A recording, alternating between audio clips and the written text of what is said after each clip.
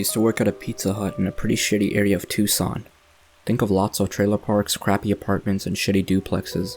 Most people were on drugs and welfare, so tips were very rare. One evening, a man had ordered a large meat lover's pizza with extra sausage, and another driver took his delivery. Before the driver even came back, the man called the store complaining that his pizza was so spicy that it was inedible, and he would like a new one.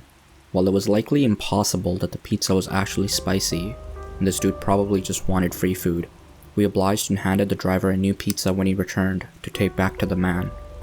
Well, this did not appease him. Over the span of a couple hours, the man called 2 more times insisting that the pizza was way too spicy, he couldn't eat it. We kept bringing him new pizzas, but this time we're taking back the old ones for quality checks, when really we were just tossing them in the dumpster, in hopes that this guy would give up his scam. Finally, it gets to be about 11 PM, with 1 hour left until closing, and the man had once again called back saying that he cannot eat his pizza, he needs a new one. At this point, we're all starting to suspect that there's something seriously wrong with this guy, and no one wants to go out there in the middle of night to confront him, so the manager informs him that there's unfortunately no way we're able to appease him, but if he comes down to the store tomorrow, he would be happy to issue him a refund, and we think that's the end of it. I was not a closer that night, so I was cashing out the front register when a beater truck screeches into the parking lot and parks right at the front door, and a rather disheveled and overweight man comes in holding a pizza. He puts the pizza on the counter and informs me he's here for his refund, and I call the manager. As I'm still up front calculating my cash for the night, he opens up the box and starts talking to me. Dude, this pizza is so fucking spicy, you gotta try this shit. It's unreal. Someone must have been putting chili pins in the sauce or some shit. I just awkwardly let him know I believe him and move out of the way so the manager can issue the refund. As this is going on, the man starts getting more agitated. He was now pushing his pizza towards the manager and repeating, "Man, you gotta try this pizza, man. You gotta try it. You gotta believe me, it's so spicy," as he jabs his pointer finger into the pizza and mashing it up into a disgusting mess. My manager keeps telling him it's fine, he believes him, but he's insistent in shoving the pizza towards the manager. Finally, the manager lets him know, "No, I do not want to eat that pizza, and now I need to ask you to leave." The man then takes his pizza and walks out. During all this, the waitress, the cook, and other 2 drivers have come up to the front to see what all the yelling about spicy pizza was about, and the other driver, who I had a bit of a crush on, is standing next to me. Once the man gets into his truck and starts to pull away, I turn to him and say, "Hey Kevin, wanna try my pizza?" And everyone just bursts out laughing. Our laughter was short-lived though, as the truck screeches to a halt and zooms back into the parking space. Now the tweaker man is storming back into the store, seriously pissed off, and he's out for blood. He begins screaming at my fellow driver, "Do you think something is funny? Am I funny? Are you fucking laughing at me? You think this pizza is fucking funny?" Everyone is dead silent, as my fellow driver is sputtering trying to get a word in, but the man isn't having it. He climbs onto the counter and starts screaming, "I'll teach you a lesson to laugh at me. Let's go fucking outside right now, I'll teach you a lesson." For context, this man has to be about 40 or 50 years old. My now boyfriend was 22 and spindly thin. This was frightening as hell. My manager manages to coerce the man off the counter and get him outside, then instantly locks the door. The man screams at the door for a few seconds before retreating to his truck and pulling away, so we think that's the end of it. Until the truck begins circling the building, and there's a fucking gun being pointed out the driver's window. Everyone immediately hits the deck. The waitress starts sobbing and my manager is blindly reaching up trying to grab the phone off the counter to call 911. Every once in a while we peek up and this insane fucker is still circling. When he finally stops, everyone creeps to the back of the store and peek out the window. The guy parked right next to the driver's cars, waiting for one of us to come out on a delivery. The dude sticks around for another 15 minutes before taking off. The cops of course don't show up until like an hour later, because it's freaking Tucson and they suck, and I had to sneak out before they came, in hopes I wasn't gonna get shot. The next day the man starts repeatedly calling the store to scream at people, claiming we attacked him and claim we threw crushed red peppers in his eyes. Since we had his address and phone number in the system, cops finally picked him up and we didn't hear from him again. He also got himself a nice place on the do not deliver list.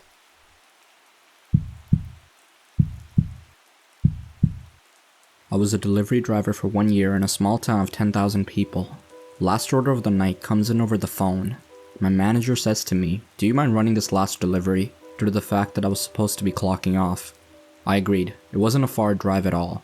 Keep in mind, this is a small country town, very spread out, very rural, not much in the way of lighting. I arrived at the house. It was a big stone brick house, and it was pitch black outside, with no lights on the inside. I thought this was odd. However, sometimes people have the living room in the basement, and therefore no lights. There is usually the porch light or something, but I didn't think much of it. So I knock. No answer. I rang the doorbell, and I still got nothing. I do the obvious and walk around the house, checking the windows to see if anybody is home. Then I make my way to the backyard door, just in case they maybe have a party out back or something. Still nothing. Then I realize the order is one sub sandwich, for one person obviously. So I might be someone who is home alone and can't hear my attempts at knocking. I make my way back to the front door for another attempt before leaving. As I come to the front porch, the front door flies open, and I mean hard. A bull mastiff barking and snarling jumps onto me. I'm able to grab a hold of its lower jaw after he gnawed on my hand 3 or 4 times. I held him down by the hide on the back of his neck and his jaw at the same time. I put my knee down on the dog and I'm trying to calm it down. I was barely able to hold this dog down. I look to the front door of the house. I look to the front of the house, and an old man holding one of those old double-barreled shotguns. He is pointing it right at me and grumbles in a low tone. "Let go of my dog or I will blow your hands off." I let go instantly, "I'm from Pizza Hut, don't shoot." frantically shouting. Then I said, "Your fucking dog was going to kill me." The old man then says, "I don't order shit, and I'm well within my rights to shoot you for walking around my property." I told him, "Fine, I will leave. Just don't point that shit at me." I'm a 6-foot, 235-pound man. I cried on my way back to the store. The police questioned the old man, and as it turns out, he was telling the truth. He did not order anything. Question to this day is, who the hell did order it? Whoever it was, they almost got me killed.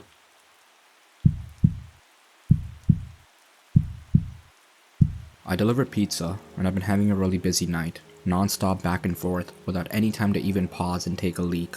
I've been so busy that I wasn't really thinking about bathroom breaks, but we're also going through a bit of a heat wave in our area, so I've been drinking a copious amounts of water. All of a sudden, as I was driving to this particular delivery, the urge to go hit me, like things went from 0 to 60 in an instant. Thankfully, I was close to the customer, so could get this one over with quickly, or so I thought. I pulled up to the house, and it was an area I delivered in before, so I could immediately see that something wasn't right. All the lights were off in the house, not even the glow of a television or anything. It was extra apparent because the street light closest to the door happened to be out of order, and on top of it all, the block was dead quiet. This is a big university area, and obviously there aren't many student renters in July, but there had to be at least one person because someone ordered this pizza. Maybe they just liked sitting in the dark, or they were out back in the yard. Whatever, I just didn't want to get out of my car and knock on a quiet house in the middle of the night. It was around 9:30 p.m. I just didn't want to get out of my car and knock on a quiet house in the middle of the night without first checking that I had the correct address and the customer was inside. It was scorching that night, even after sundown. My car's AC is a joke, and the piping hot pizzas don't help things much, so I have to try and open the car door as infrequently as possible to keep any cool air in. I called the number the customer provided, and the voice on the other end said kind of brusquely and out of breath, "Yeah? I just try to keep it clear and concise. Hey, it's your pizza out front, but there doesn't appear to be anybody home." And the customer replied, still gasping for air. "Yeah, I'm not home." I had to pee so badly by that point that I was much less patient than I otherwise be with the customer right out of the gate. "Well, then we're going to have to terminate the order because I've arrived in the stated delivery window and you were supposed to pay in cash. So I don't know what to tell you. Plan ahead next time." I instantly regretted letting my bladder do the talking for me as the voice on the other end came through more clearly as a young, bubbly, and very distraught girl who couldn't have been older than 20 or 25. "Oh my gosh, I'm so sorry. I was running down the street so I could barely hear you," she cried. "I just switched you out of my AirPods. Is that better? Sorry, I completely lost track of time at work, but I knew you were coming. That's why I'm literally running home right now. Please don't leave. I'm starving and I don't have a car. Seriously, please don't leave, okay? 5 minutes tops, okay?" I know what it's like to be hungry and running late and have no car and not live near any restaurants. Plus, when I heard her voice, I began to remember more specifically having delivered to this place a couple of times before, and she'd always been perfectly nice. Now I felt bad for snapping at her. I tried to walk it back while simultaneously looking out my window for potential spots to pee. No, my bad. I'm letting the heat get to me, and it's not your fault. No need to rush. See you when you get here. I hung up, and while surveilling the street, was starting to think I was really out of luck. All the other houses had people in them and were close together, so there was no clumps of trees or out-of-the-way patches of land or anything. Of course, I had just tossed my empty water bottle at the last delivery, because I'm an idiot. Finally, I decided it was escalating to the point of an emergency, and the safest bet was to use a bush in front of the woman's house. She wasn't home, the streetlight was out, so no one would see me. The people who were home were inside. My car was parked across the street, and we're a small shop who don't wear uniforms. So if someone did spot me, they have no way to connect me to my employer. Animals pee outside all the time. Humans are animals. This is fine. I scurried over to the tallest bush in her front yard. She didn't really have much of a yard, more just a walkway lined with bushes and flowers that ran adjacent to her front door. The biggest cluster of bushes, the only one where I could be sure there would be no visible splatter on the side of the house, was about 4 feet from her door. I looked both ways, unzipped, and let fly. After the initial millisecond of relief, I noticed the sound was way off, more like pissing on something solid than something leafy. I started panicking, thinking I aimed wrong, but once I start, I can't stop midstream, so I kept squinting into the darkness to see if maybe I was hitting a key rock or something. I could just move a few inches over. Instead, all of a sudden, I hear a way more concerning noise, a deep voice exclaiming, "What the fuck?" And before I could turn around, assuming I'd been caught by a neighbor, a man came leaping out of the bushes. He blew by me, brushing off my golden shower off of him. He spat pretty emphatically on the ground, so I think I might have beamed him right in the face. I didn't see where he went after a few paces, but though this next part is kind of a blur, I do think I remember hearing a car screech out from a bit further away after a minute. I'd gotten some night vision by that point, so I was able to make out his height, build, and outfit, but only the most general details of each. I was in such shock that I didn't even put my Johnson away. I just stood there trying to figure out what had happened. The reality was so terrifying that my mind refused to accept it, and impulsively searched for a reasonable explanation that could make everything okay. Could these bushes lead to some backyard area and just look like they were against the house? Could they have been obscuring an open window? My inner voice was desperately screaming, "Bruh, that man was wearing a hoodie in 90-degree weather. That was a bad man. You're in a bad situation." But the very idea that I was within inches of a guy who would be hiding in bushes at all, let alone in front of a young woman's house at night, just wasn't something I was ready to grapple with yet. I was coping by not coping. My fight or flight response totally failed me at that point, because my dumbass did the absolute last thing I should have done, and approached the bushes to try and validate this theory that there must have been a good reason for a man in a hoodie to be behind these bushes in the middle of a night. So I walked over to the side, turned on my phone flashlight, and tried to peer around the line of shrubbery. Pro tip: as scary as things may look in the dark, seeing them with a single beam of your flashlight can sometimes make it even worse. That's when I saw the bag. There was a tattered drawstring bag sitting behind the bushes, slightly splashed with pee. But I was in such a moronic daze from shock that I groped around for it, thinking, see? This is it. This will explain why he was back here. I explained it. Once I maneuvered it over and pulled it open, I saw a sharp knife, a roll of duct tape, and a bottle of pills.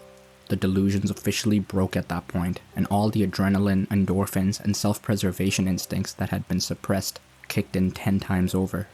I became whatever the opposite of dazed is, more laser-focused than I have ever been in my life, with one singular goal: get back to the car.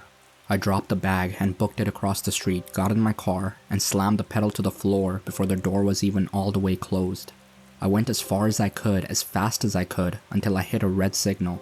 Then I pulled off to the side and realized I shouldn't be driving any more than necessary in the condition I was in. I pulled into the parking lot of a 24-hour drugstore and took a breath. I was finally calm and coherent enough to zip up and formulate a plan of action. My first lucid thought was, who do I call first, the police or the girl whose house that was? I thought about it for what couldn't have been more than 10 seconds, but felt like an hour, and decided, okay, I'm in my locked car with the engine running. If trouble starts, I can drive away. I know something's up. She might not, so she needs to know not to keep walking in that direction. But as I was dialing her number, it occurred to me, what if there was no girl? I thought I remembered delivering to the house before, but what if I was wrong? What if the girl on the phone was just a decoy to get me there to rob me, or worse? every pizza guy on the planet has seen the Evil Genius documentary by now. So I thought, she called me all out of breath. She wasn't home. The whole thing was off. Can't risk it, I'll start with the cops. I called 911. The operator was very helpful in keeping me calm because I was a complete wreck by this point. He kept assuring me that someone would be there soon. I kept telling them that they had to get there before the girl did. But I was trying to express 3 thoughts at once and really damaging my own credibility. It came out more as, "You've got to save this girl, please. He wasn't after me. I was just delivering a pizza. Unless they were after me, in which case there might not be a girl. But I talked to one on the phone, so then you should find that girl because they used her to lure me there. But if she's real and she doesn't know about the guy who was also real, and there could be more guys if there's actually a girl. And you know what? Even if there isn't a girl, there might actually be more guys. I only checked one part of the bushes, so I don't actually know. But we'll know which guy is the one I saw because I pissed all over him, you know? I didn't mean to. This was back when I thought the girl was real, but not home. But she might be real, so you really need to find her if she is because the guy was..." Finally, they basically just asked me to stop talking and stay on the line. But that was when I saw an incoming call from the customer. I couldn't answer it without disrupting my 911 call, so I just ignored it. But then she sent me this text like, "Hey, I'm here, don't see you." I told 911 she was there, and they said officers were only minutes away. But who knows how long that meant. Especially after I'd given such a scattered account of the events in my panic. I just felt overwhelmed with guilt, because my rational mind said the odds of her being a decoy girl for some large scam targeting pizza guys were low, and the odds of her being the intended victim of a predator were high. So I put my 911 call on mute, where I can hear them but they can't hear me, and turned back, heart absolutely pounding out of my chest, completely, compulsively muttering, "Fuck," the entire way. Then I took 911 off mute and told them I had returned to look for the girl. They weren't happy about that, but I saw her meandering past the parked cars in the street, looking to see if one was mine, and I waved her down, flashing my bright lights. She bounced on over to the window of my car, happy-go-lucky. I figured that was a good sign that she wasn't in on whatever this was, but I was just so scared to be back in the general area and to not know what had just happened or what was going to happen. I kept whispering, "Get in, get in." And she was like, "Get it? Huh? Oh, you want me to get the pizza from the back?" I didn't want to make the same mistake with her that I had made with 911, so instead of trying to tell the whole story, I stuck to the bare basic facts. "There was a man in your bushes. I'm on the phone with the police. I don't know where he is right now. Please get in the car so we can lock the doors." I was barely able to get those sentences out, and I was shaking like I had 10 cups of black coffee. I held up my phone with 911 on the call screen to verify for her. I thought that was why she got in my car with no further explanation, but it turns out that wasn't entirely it. "You still there? Is she with you? Are you safe? Is anyone else there?" 911 kept checking in, not knowing who the third party I was talking to was. I reassured them and we drove, more cautiously this time, to a location 911 instructed us to wait at to speak with police after they cleared the area. I didn't actually have to do much after that. The police came pretty soon after. A police car met us, I gave a statement telling them everything I observed, and she went to go speak to more officers in more detail than they needed me for. It turns out the reason she got right into a strange pizza guy's car without probing any deeper into my story is because she knew who the man was right away from the description. She had an abusive ex-boyfriend who was apparently psychotic enough that he immediately came to mind from hearing, "There's a guy in your bushes." She later called us to thank me and insist on leaving a huge tip. I wasn't there when the call came in, so the kid who answered didn't know to refuse or accept the money. But the manager already promised the next time we see her, we can load her up with enough 1 free pie cards to last a lifetime. Easily the scariest thing that has ever happened to me, on the job or off. I don't get the chance to tell the story much, because I try to avoid sharing it with anyone who could possibly know the girl or know of the event, but I'm still not the same since. Even though I know he didn't even have anything to do with me directly. This truly shook me to my core.